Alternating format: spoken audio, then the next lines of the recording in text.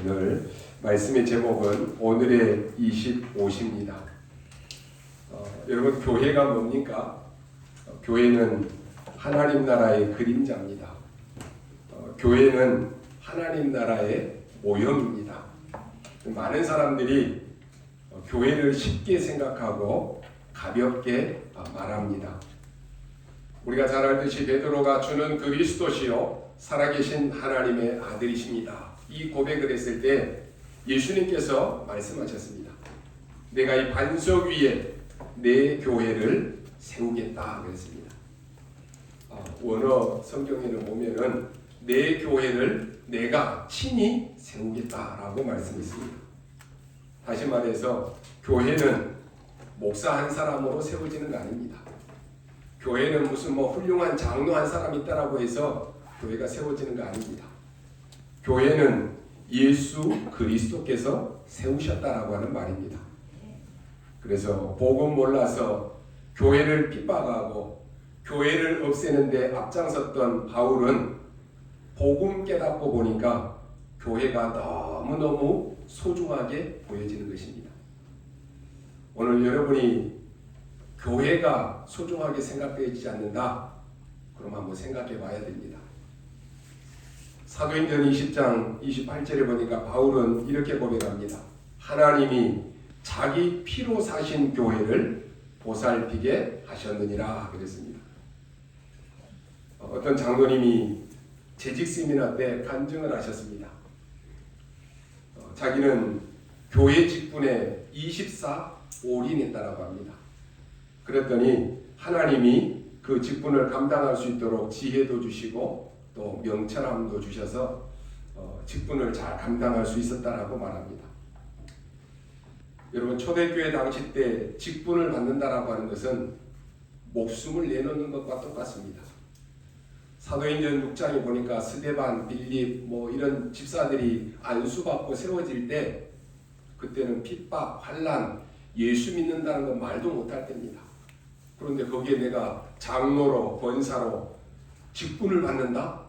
그 목숨 내놓는 거예요. 오늘날은 그런 일이 없으니까요. 마치 교회 직분이 명예인 줄 착각합니다. 그래서 장로가 되고 권사가 되면 자리 한 자리 찾으려고 그렇게 합니다. 착각입니다. 이 장로님이 직분을 감당함에 있어서 사단 마귀가 가만히 있겠습니까? 복음에 올인하고 직분에 24 올인하려고 할 때는 사단 마귀가 가만두지 않습니다. 여러분이 정말로 복음 깨닫고 장로로, 권사로, 집사로 또 여러 재직으로 또 교회 안의 모든 기관에 일을 하려고 하면 사단은 가만히 있지 않습니다. 여러분을 속인다니까요. 여러분을 무너뜨릴 수 있는 그 기회를 계속해서 찾습니다. 그럼 여러분이 영적인 힘이 없다. 직분 감당하기 힘듭니다. 영적인 힘이 없다. 사단에게 100% 당합니다. 그래서 우리가 이제 부활주의를 앞두고 40일 흑암 정복하는 새벽 캠프를 시작합니다. 여러분이 이번에는 결단하셔야 돼요. 이 장로님이요, 여러 시험에 들게 하고 공격하는데 결단한 것입니다. 나는 사단의 시험을 넘어서겠다. 선포했다니까요. 나는 사단을 막는 선봉자가 되어야 되겠다. 결단했습니다. 류 목사님이 부교육자 때 그런 예언을 하나 드셨습니다. 어떤 어린 중학생이요. 어머니는 정신병으로 입원해 있었고 아버지는 물건 배달하는데 교통사고로 돌아가셨습니다. 아이들이 4명이나 있는데 제일 큰 아이가 바로 이 여중생이었습니다. 이 중학교 여자아이가 동생 3명을 길러야 되는 것이에요. 여러분, 중학생이 동생 3명을 기른다는 것은 쉬운 게 아닙니다.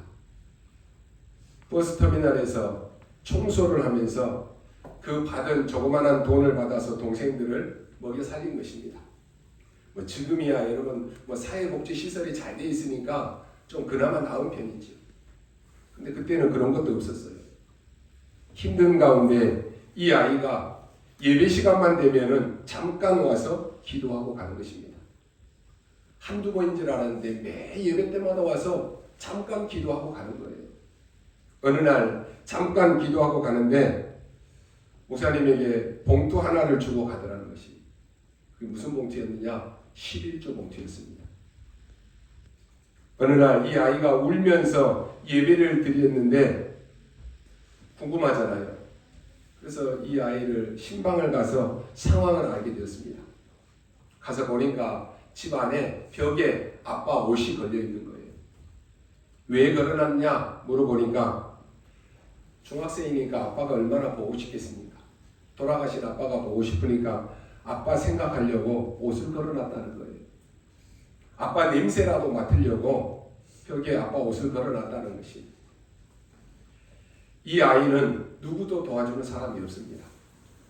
그런데 이 아이 엄마는 정신이 돌아가지고 엄마 부실도 제대로 못합니다. 아빠는 돌아가셨어요. 이 여중생, 중학생이 일하면서 동생 3명을 길러야 되는 것입니다. 요즘 우리 청소년들 보면요, 조그만한 일에도 힘들어 죽겠다라고 하는 것을 입에 달고 살더라고요. 조금 힘들면 나 힘들어서 일 못해. 나 너무 죽겠어. 그런 얘기합니다. 우리 렘넌트들은요, 그런 말 하면 안 돼요. 여러분은 영적 힘 가지고 살려야 될 사람이에요. 세상의 불신자들과 똑같은 생각 가지고 있어서 안 돼요. 왜냐? 그들을 살려야 될 제자이기 때문에. 이 아이가 잠깐 틈을 내서 기도하고 가면서 얼마나 번다고요? 중학생이 11조를 낸 것입니다. 오늘 여러분은요, 하나님 앞에 11조는 결단해야 돼요. 다른 헌금이야 여러분의 믿음대로 내는 거예요. 그러나 11조는 반드시 하나님 앞에 드려야 돼요. 특히나 여러분 직분을 가지고 있다, 당연한 거예요. 내 거 아니에요. 하나님이 내게 맡겨주신 거예요. 그렇다면 여러분이 10의 1조를 내고 여러분 9조를 가지고 사는 게 낫습니까? 10의 9조를 드리고도 1조 가지고 남는 게 낫겠습니까? 얼른 계산하면 앞에 게 더 낫겠죠. 근데 하나님이 여러분의 10의 9조를 드리고도 10의 1조만 가지고도 살게끔 하나님이 경제 축복해 주시면 풍성합니다. 근데 그게 안 되면 평생을 헌금 한 번도 제대로 못 해보고 가난하게 사는 거예요.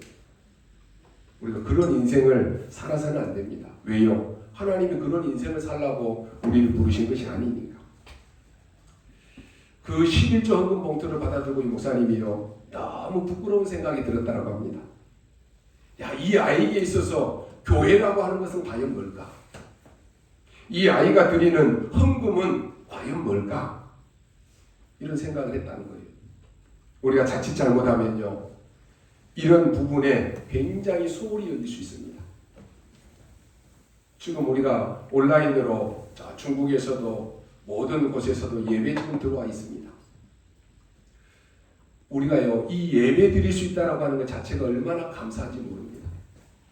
아침에 우리 또 시국의 다른 곳에서 우리 성도님이요, 실시간으로 나도 예배 드리고 싶다 그러는데 거기 다 막혀 있어요.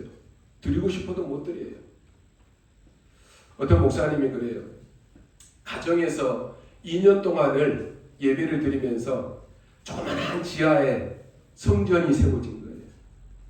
너무너무 기뻐가지고 내가 마음껏 찬양하고 마음껏 기도할 수 있는 이 성전이 있다라고 하는 게 너무 감사해서 자기가 친히 페인트도 칠하고 교회 모든 살림살이를 다 들여놓고 앉아서 예배를 드리는데 너무 감사했다는 거예요. 우리는 자칫 잘못하면 우리에게 있는 많은 이 은혜들을 소홀히 생각해요. 마치 하나님 앞에 헌금하면서도 내 것 하나님 앞에 떼어주는 식으로 그렇게 헌금한다니까요. 드리고도 축복 못 받는 거예요. 여러분, 우리가 교회가 뭔지, 헌금이 뭔지 의미를 모른다, 신앙생활 실패하는 것입니다. 오늘 여러분 예배가 뭡니까? 지금 이 시간 이 자리에 하나님이 주의 천군 천사를 파송하시고 성령이 역사하는 자리예요. 사람에게 보이기 위한 예배 아니라니까요. 사람에게 보이기 위한 거면 목사에게 와서 눈도장 찍고 그냥 가면 돼요. 그런 예배는 아무리 드려도 소용이 없습니다. 우리가 어떤 의미에서 복을 너무 많이 받아가지고 가치를 모르는 부끄러운 자가 아닌가 이런 생각이 듭니다. 하나님은 교회를 통해서 그리스도를 말하게 하십니다.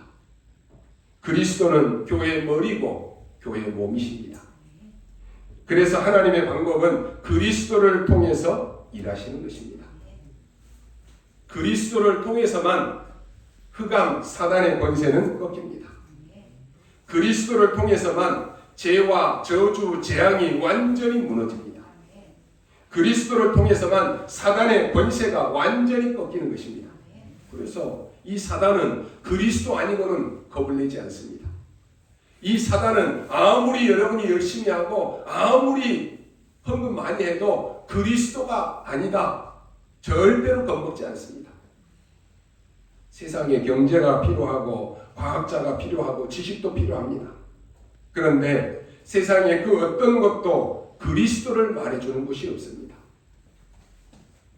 교회는 그리스도를 누리는 곳입니다. 교회는 그리스도를 말하는 곳입니다. 교회는 그리스도를 듣고 전달하는 곳입니다. 교회만 그리스도를 말한다니까요. 유대인들에게 탈무드 교육은 굉장히 좋은 교육입니다. 중요한 교육이에요. 그런데 이 교육이 그리스도만 모르게 만들었습니다. 유대인들은 원죄 뭔지 모릅니다. 세상에서 성공했는데 그리스도만 모르게 만들었습니다. 그래서 유대인들은 세상에서는 성공했는지 모르지만 영적으로는 완전히 실패했습니다. 우리는 하나님의 방법인 그리스도를 절대로 잊어서는 안 됩니다. 세상에 좋은 것, 그럴듯한 것, 아름다운 것 많습니다. 그런데 만약에 그렇게 좋고 아름답고 다 필요한 것이지만은 그것이 그리스도를 모르게 한다라고 하면은 그것은 영적으로 실패하게 만드는 것입니다. 여러분이 많은 학문을 배우고 높은 자리에 올라갔는데 그리스도를 모르게 만든다. 그건 영적으로 실패하는 것입니다. 하나님의 방법은 그리스도입니다. 그리스도를 모르게 만드는 것, 그건 사실 저주요 재앙입니다. 하나님의 계획이 없는 내 열심, 하나님의 계획과 상관없는 내 선행은 사람들의 보기에는 멋있어 보일 수 있습니다. 그러나 하나님이 보실 때는 아무런 가치가 없는 것입니다. 하나님의 계획은 전도와 선교입니다. 여기에 방향 맞춰 인도받아야 되는 것입니다. 여러분, 사람이 가장 비참하게 느낄 때가 언제인지 아십니까? 다른 것이 아닙니다. 내가 누군가를 모르는 것입니다. 나의 정체성을 잃어버리는 것. 또 내가 무엇을 해야 될지를 모를 때 가장 비참한 것입니다. 목사가 돼서 뭘 해야 될지 모른다. 가장 불쌍한 목사 아닙니까? 장로가 되고 권사가 됐는데 내가 뭘 해야 될지 모른다. 가장 비참한 거예요. 또 누군가에게 크게 우리가 도움받을 마음도 없지만 또 도와줄 그 사람도 없을 때 참 비참한 것입니다. 그러나 우리가 아셔야 되는 것은 모든 하나님의 백성에게는 하나님이 주시는 남은 기회가 있습니다. 모든 하나님의 백성에게는 하나님의 절대 기회가 남아 있습니다. 그것을 보기 전에는 여러분 응답 받을 수가 없습니다. 여러분을 통해서 많은 사람이 아니면 한 사람이라도 복음을 깨닫고 힘을 얻게 만드는 진짜 기회를 주는 이 일이 남아있다라고 하는 말입니다. 여러분이 큰 일을 하고 또 안 하고 이게 문제가 아닙니다. 많은 사람이 그리스도를 알게 되는 이 일이 가장 중요한 일입니다. 꼭 목사만 전도하는 거 아니에요. 그러잖아요. 여러분은 현장의 전도자들입니다. 여러분을 통해서 한 사람이 복음을 깨닫고 돌아왔다. 그것처럼 귀한 게 어디 있습니까? 생명 살리는 일인데. 그래서 세상에는 성공자 많습니다. 물론 나쁜 건 아닙니다. 그러나 정말로 축복된 삶이 아니다라고 하는 것을 저는 확인했습니다. 여러분의 산업과 여러분의 삶을 통해서 그리스도가 증거된다. 그보다 더 큰 축복의 삶이 또 어디 있겠습니까? 그 언약을 잡고 여러분 계속 기도하십시오. 오늘 우리 권사님이 기도하셨는데 하나님 나에게 오력을 달라고 기도하십시오. 영력과 지력과 체력과 경제력과 인력 달라고 기도하십시오. 왜요? 세계복음화해야 됩니다. 우리 교회가 평생 기도하는 제목이 있습니다.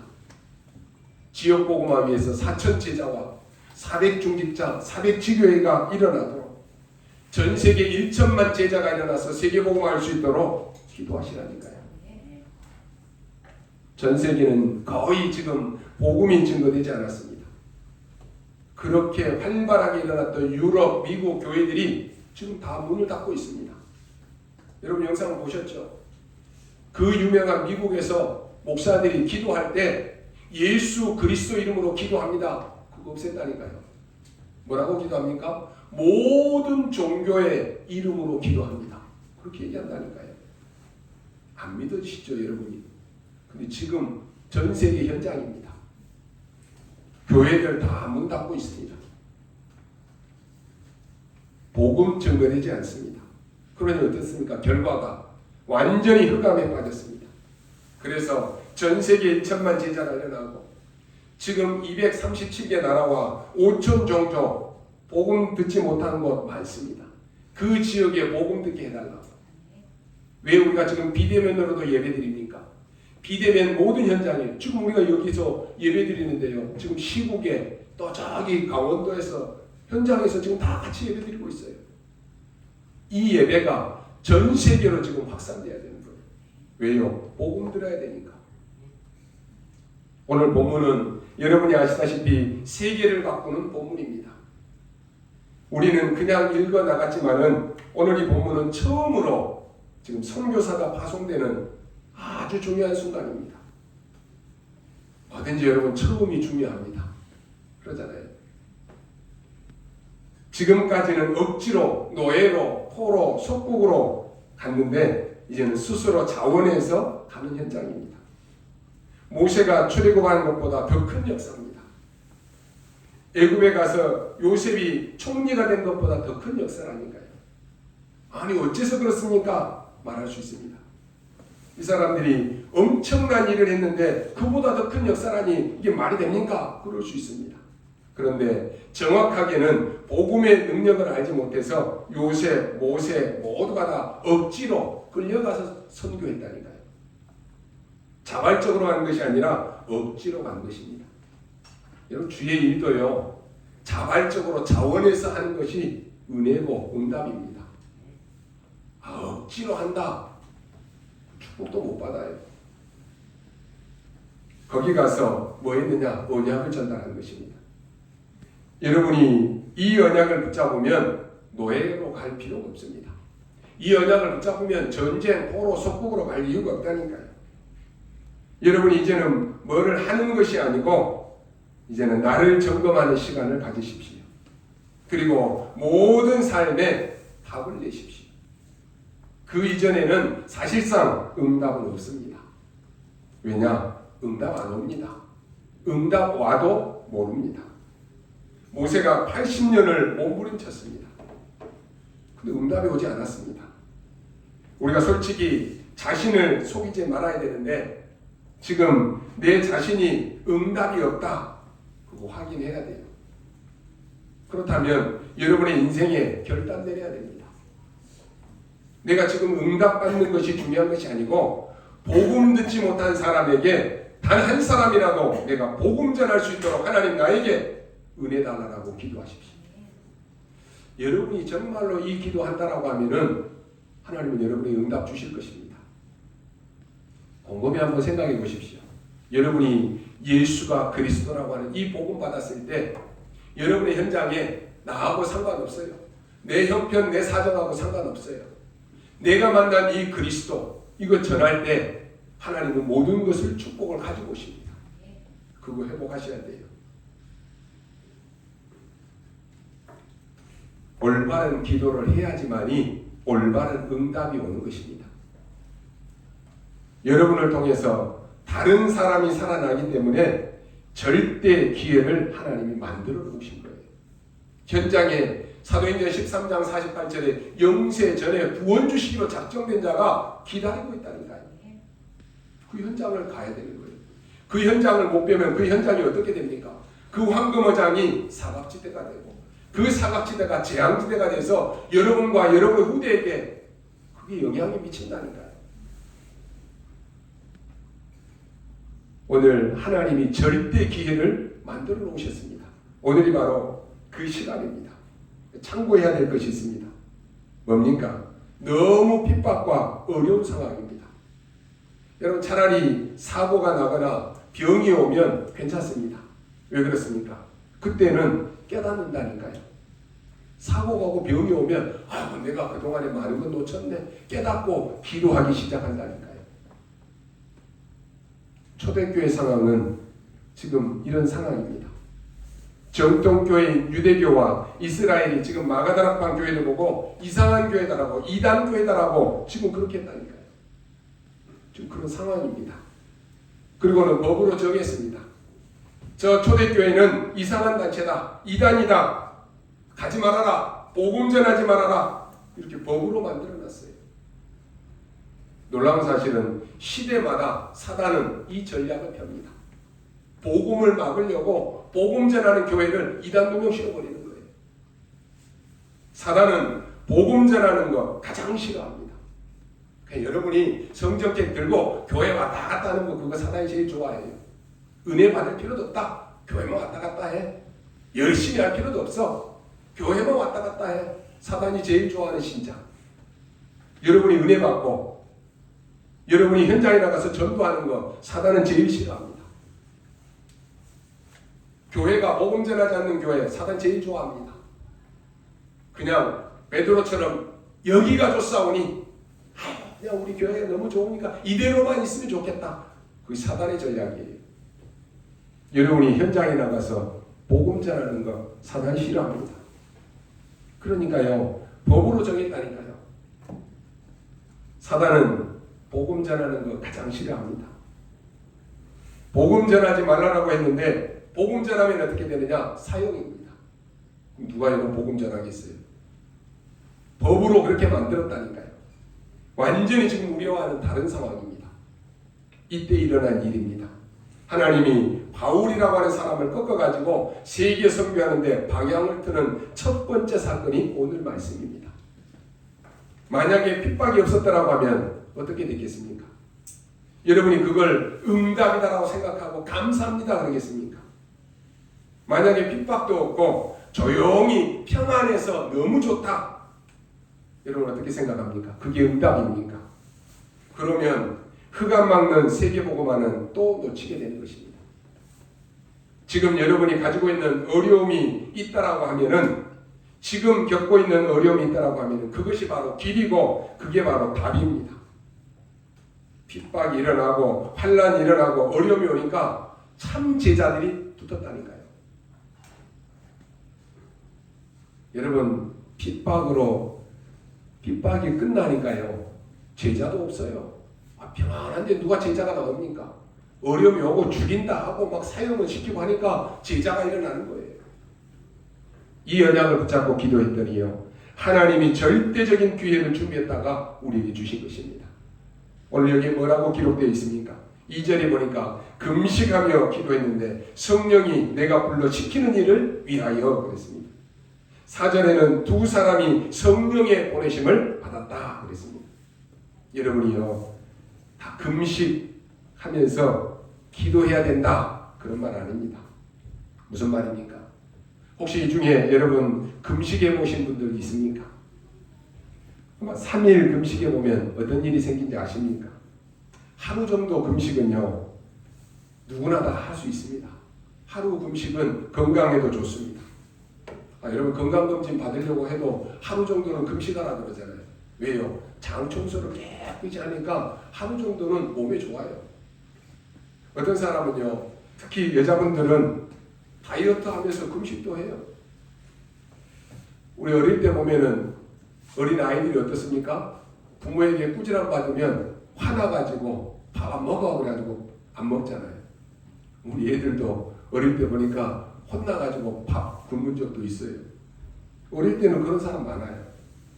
하루 금식, 그건 간단한 것입니다. 그런데 3일 금식은 좀 쉬운 게 아닙니다. 금식에 본 분들이 그렇게 얘기합니다. 3일 금식이 가장 힘들다. 저는 신학교 졸업하면서 일주일 금식 해봤습니다. 참 어렵더라고요. 억지로 금식해야 되니까. 어떤 사람은 열흘씩 금식도 하고 어떤 사람은 40일 금식도 합니다. 근데 금식에 보면 하나 나오는 것이 있습니다. 뭐가 나오느냐? 그냥 거의 마음속에 딱 하나만 생각이 듭니다. 잡다한 생각 다 사라집니다. 그리고 딱 하나 생각이 납니다. 지금 빨리 기도하는 거 끝났으면 좋겠다. 금식 빨리 끝나고 좀 밥 원없이 먹었으면 좋겠다. 그 생각밖에 없어요. 빨리 끝나고 밥 먹어야지.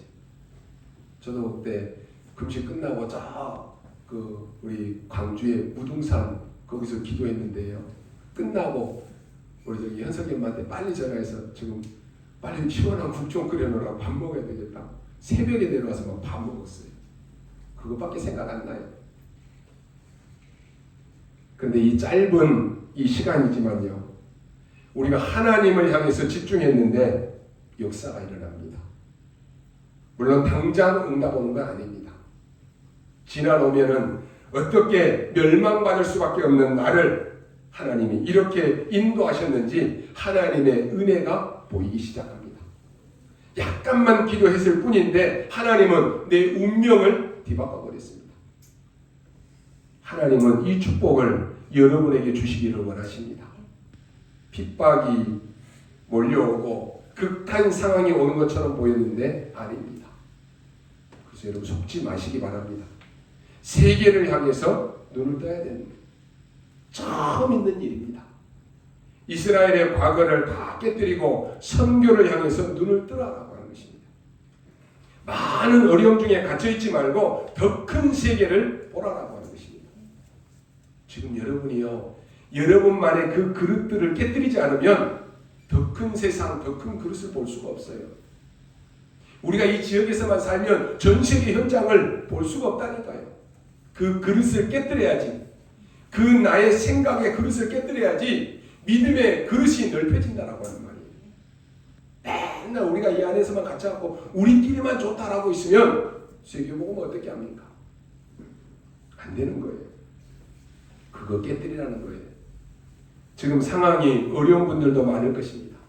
낙심하지 말고 흔들리지 마시고 새로 시작하십시오. 우리 지금 많은 우리 랩런트들은 지금 사회로 세상으로 나가야 되는데 힘들고 더 큰 일들이 많이 있습니다. 새로 시작하십시오. 특히 지금 나에게 어려움이 와서 전혀 뭐가 안 된다라고 생각할 때 여러분에게 가장 중요한 시간표입니다. 제일 밑바닥이라고 생각할 때 그때가 제일 좋은 기회라니까요. 모세가 미디안 광야에서 40년을 있을 때 안 되는 줄 알았어요. 그런데 하나님은 그때 창세기, 출애굽기, 레위기, 민수기, 신명기, 모세 오경을 거기서 다 기록했다니까요. 안 된다. 안 되는 거 아닙니다. 하나님은 여러분에게 최고의 좋은 시간표를 여러분이 지금 만들고 있습니다. 요셉이 노예로 갔습니다. 어떻습니까? 심하게 누명을 쓰고 감옥에 갔습니다. 어떻습니까? 지금 이스라엘 후손들이 다 죽게 되었습니다. 이때 나타난 인물이 요셉이고 요게벳이고 모세입니다. 여기 요게벳이라고 하는 사람은 뭘 붙잡았습니까? 하나님이 나에게 남겨주신 절대 언약의 기회를 딱 붙잡은 것입니다. 이게 중요합니다. 바깥에 나가서 일해야 되는 우리 청년들은 세상에 나가보면 세상은 간단치 않습니다. 세상 나가보면 교회에 같지 않습니다. 사방에 눈치 봐야 되고 상황 살펴야 됩니다. 자칫 잘못하면 여러분을 속게 되고 속이게 됩니다. 이때 여러분이 하나만 생각하면 됩니다.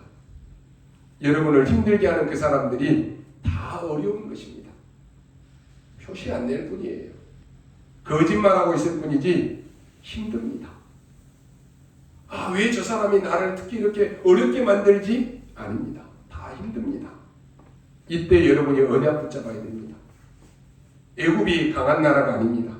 애굽은 당장 언제든지 망할지 모릅니다. 그러니까 우리가 보기에는 겉만 보면 전쟁의 영웅이고 엄청나게 강한 나라로 보이지만은 아닙니다. 그렇게 안 하면 죽기 때문에 그런 것이에요. 그러니 생을 걸고 싸우는 것입니다. 거기에 요셉은 절대적인 언약의 기회를 딱 붙잡은 것입니다. 여러분, 이때 흑암은 다 무너집니다. 역사를 보십시오. 블레셋 나라가 계속 공격해 들어왔는데 원래 이 블레셋이라고 하는 나라는 침략하는 나라입니다. 역사적으로 그랬다니까요.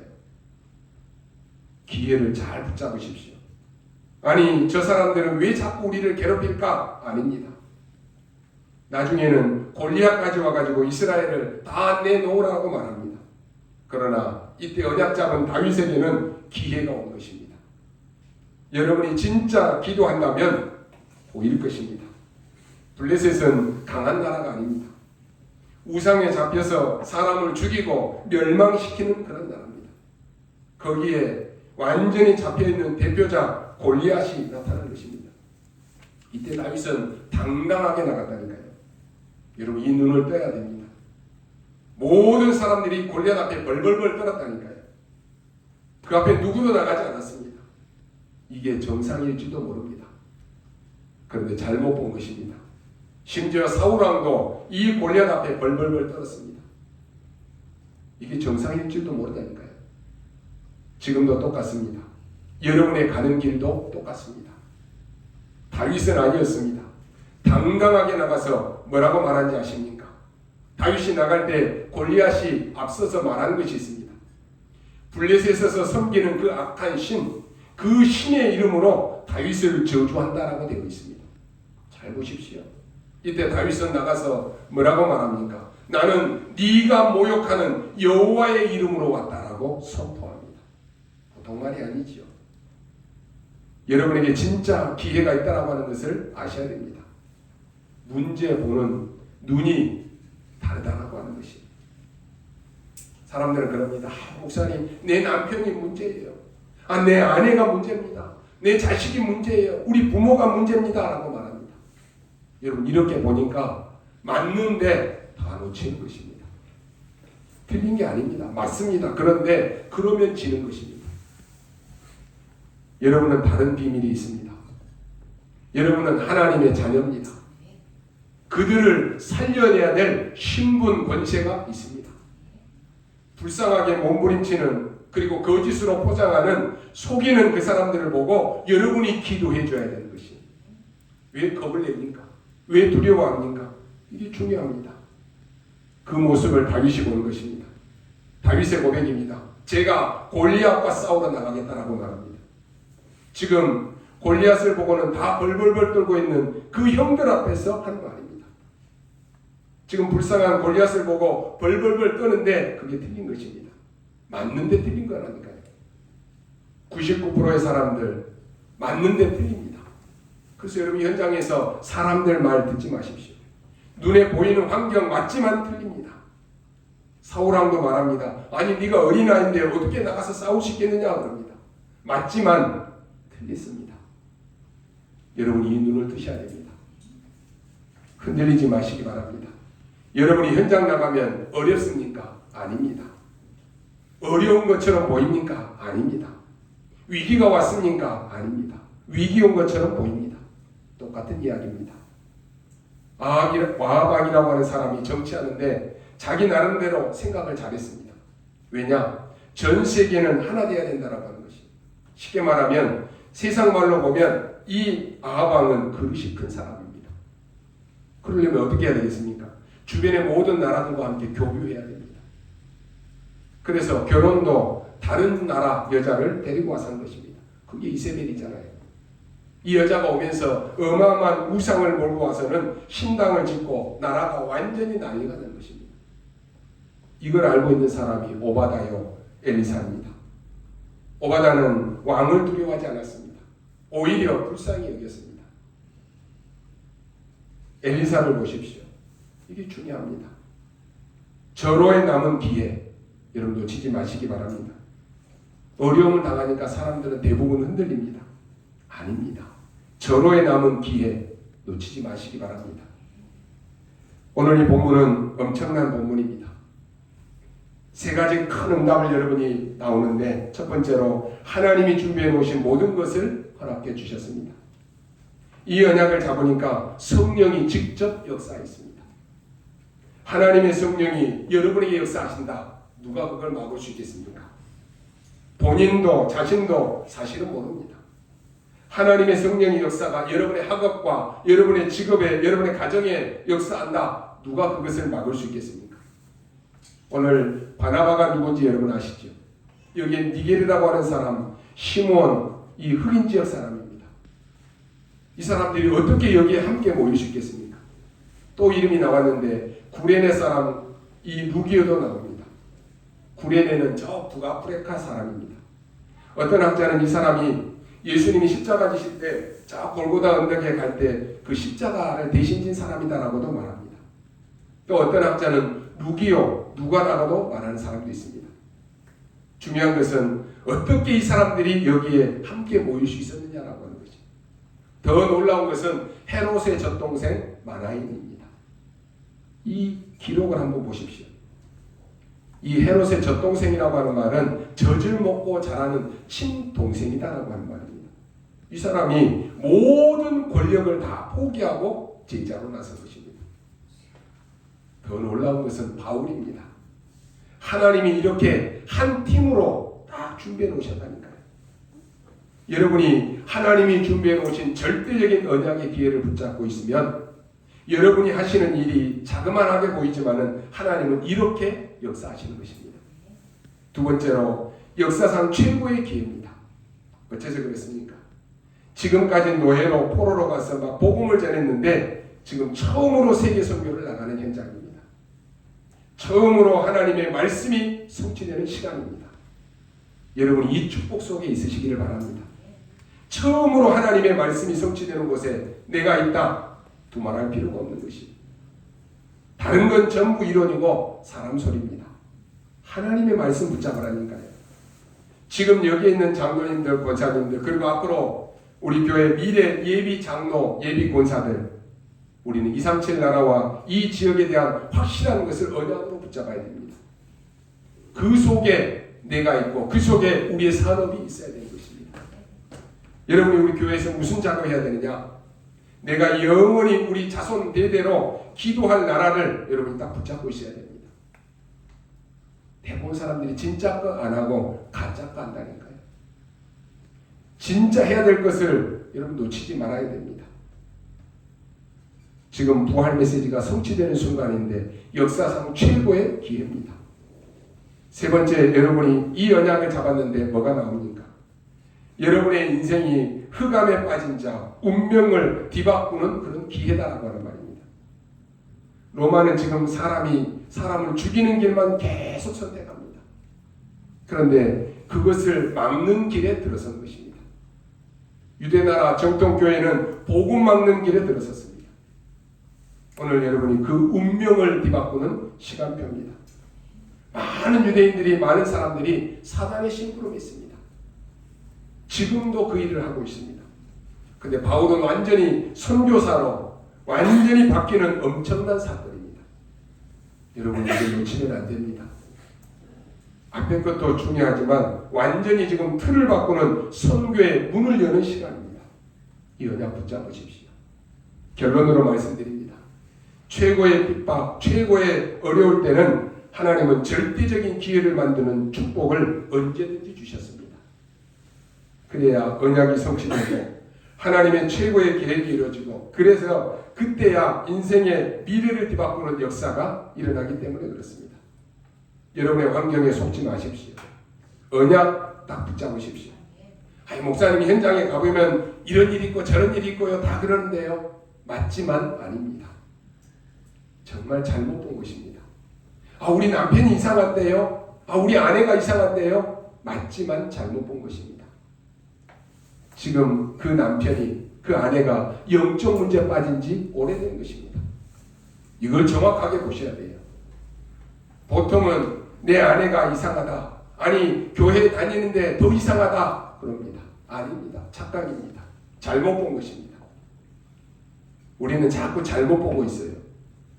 우리는 무슨 문제가 많다라고 또 이렇게 말하는 사람들이 많습니다. 맞지만 잘못 본 것입니다. 절호의 기회가 거기에 있는 것입니다. 그 중에 지금 노예로 가도 못 깨닫는 이 문을 오늘 바울팀이 연 것입니다. 그 속에 여러분이 있어야 됩니다. 하나님의 말씀은 한 번도 성취된 적이 없는데 오늘 성취되는 바로 그 현장입니다. 처음입니다. 우리는 말씀을 예사로 생각합니다. 하나님이 아브라함에게 처음 약속합니다. 내 씨로 말미암아 열방이 복을 받게 될 것이다. 예사로 받았다니까요. 예사로 생각합니다. 오늘 여러분이 언약만 정확하게 붙잡으면 하나님이 일을 하십니다. 그거 체험해야 됩니다.